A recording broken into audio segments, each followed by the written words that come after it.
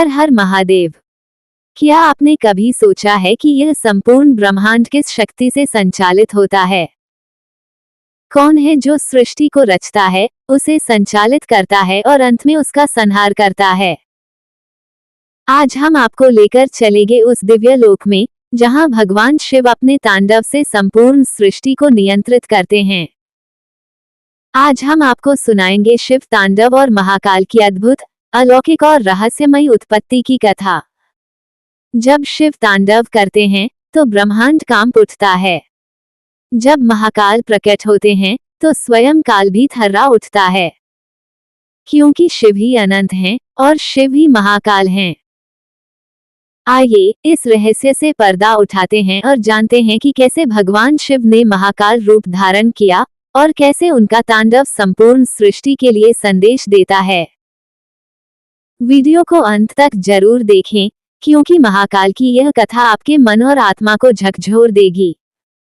अध्याय 10 शिव तांडव और महाकाल की उत्पत्ति। शिव तांडव और महाकाल की उत्पत्ति एक गूढ़ रहस्य है जो केवल धर्म, भक्ति और ब्रह्मांडीय ऊर्जा के वास्तविक स्वरूप को समझने से खुलता है। यह विषय केवल पौराणिक नहीं, बल्कि दार्शनिक और आध्यात्मिक दृष्टिकोण से भी अत्यंत महत्वपूर्ण है।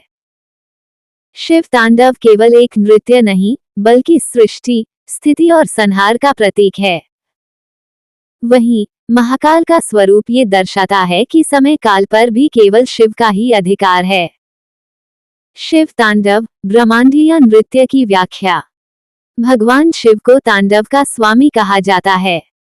उनका यह नृत्य केवल नृत्य नहीं, बल्कि सृष्टि का मूल नियम है। जब वे तांडव करते हैं, तब संपूर्ण ब्रह्मांड उनकी लय में गतिमान हो जाता है। तांडव के दो प्रमुख रूप।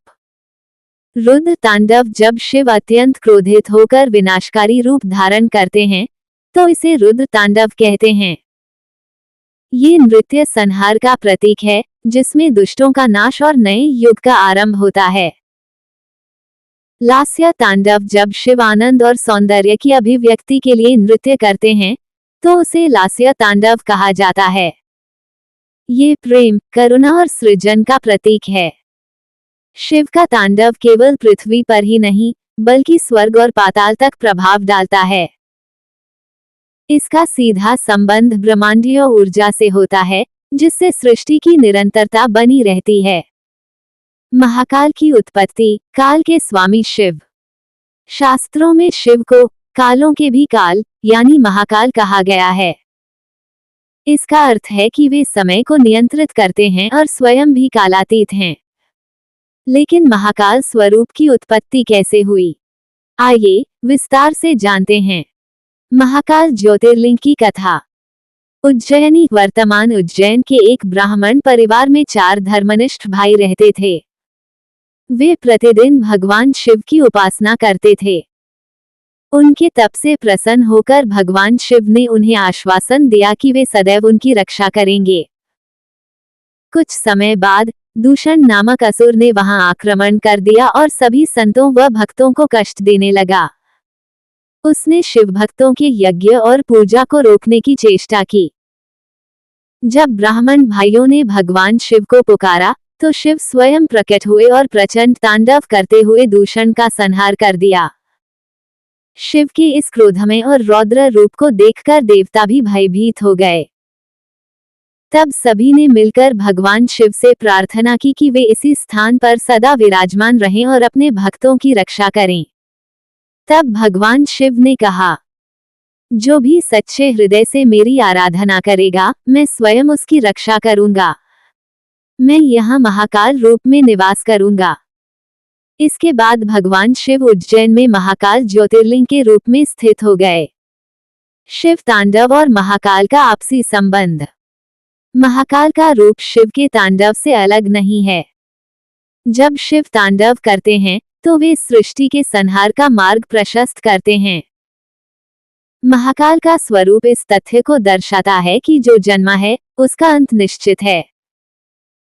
शिव का तांडव केवल नृत्य नहीं, बल्कि एक ब्रह्मांडीय प्रक्रिया है, जिसके माध्यम से नई सृष्टि का आरंभ होता है। महाकाल स्वरूप ये दिखाता है कि समय किसी के लिए नहीं रुकता और अंततः हर जीव को महाकाल की शरण में जाना पड़ता है। शिव तांडव स्रोत और रावण का प्रसंग। लंकाधिपति रावण भगवान शिव का परम भक्त था। उसने कैलाश पर्वत को उठाने का प्रयास किया, जिससे भगवान शिव क्रोधित हो गए और उन्होंने अपने पैर के अंगूठे से पर्वत को नीचे दबा दिया। रावण के हाथ दब गए और वह पीड़ा से कराह उठा।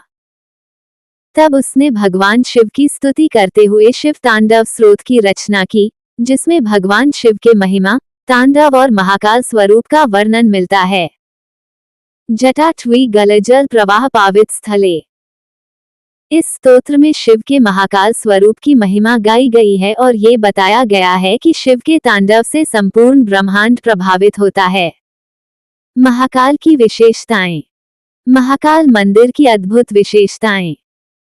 काल की सत्ता से परे महाकाल मंदिर में भगवान शिव स्वयं काल के नियंता हैं। यहाँ मृत्यु भी उनकी आज्ञा से चलती है। भस्म आरती। ये विश्व का एकमात्र मंदिर है जहाँ शव की चिता की भस्म से भगवान शिव की आरती की जाती है। यह मृत्यु और नश्वरता का प्रतीक है। दक्षिणमुखी शिवलिंग। अन्य सभी ज्योतिर्लिंग उत्तर या पूर्वमुखी होते हैं, लेकिन महाकाल ज्योतिर्लिंग दक्षिणमुखी हैं। तांडव और महाकाल का दार्शनिक संदेश। जीवन और मृत्यु एक चक्र है। शिव का तांडव हमें ये सिखाता है कि हर सृजन के बाद संहार निश्चित है। मृत्यु अटल है। महाकाल स्वरूप ये दर्शाता है कि समय और मृत्यु पर केवल शिव का अधिकार है, कोई भी इससे बच नहीं सकता। भय से मुक्त होना ही मोक्ष है। जो शिव की शरण में आता है, उसे काल का भय नहीं रहता। निष्कर्ष। शिव तांडव और महाकाल की उत्पत्ति केवल पौराणिक कथाएं नहीं, बल्कि गहरे आध्यात्मिक सत्य हैं। शिव तांडव ब्रह्मांड की गति का प्रतीक है और महाकाल ये दर्शाते हैं कि काल पर केवल शिव का ही अधिकार है। काल भी जिनसे भय खाता, वे हैं महाकाल। अतः यदि कोई शिव की शरण में आ जाता है, तो उसे मृत्यु का भय नहीं रहता। यही कारण है कि महाकाल के दर्शन और शिव तांडव का स्मरण करना जीवन में भय को समाप्त करता है और आत्मा को मोक्ष की ओर ले जाता है। शिव तांडव केवल संहार का नृत्य नहीं है, ये ब्रह्मांड की अनंत गति का प्रमाण है।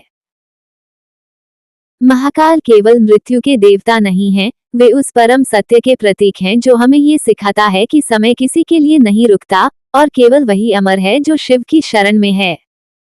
जो शिव का भक्त है, उसे किसी बात का भय नहीं, न मृत्यु का, न काल का, न संसार का, क्योंकि शिव कहते हैं, जो भी मेरे नाम का स्मरण करेगा, मैं उसे काल के चक्र से मुक्त कर दूंगा। आज भी उज्जैन में स्थित महाकाल ज्योतिर्लिंग ये सिद्ध करता है कि शिव साक्षात काल के भी काल हैं। अगर आपको ये दिव्य कथा पसंद आई, तो वीडियो को लाइक करें, कमेंट में हर हर महादेव जरूर लिखें और अपने सभी शिव भक्त मित्रों के साथ साझा करें। हम फिर मिलेंगे एक नई कथा, एक नए रहस्य और एक नई भक्ति की यात्रा के साथ। तब तक के लिए महाकाल की जय। हर हर महादेव।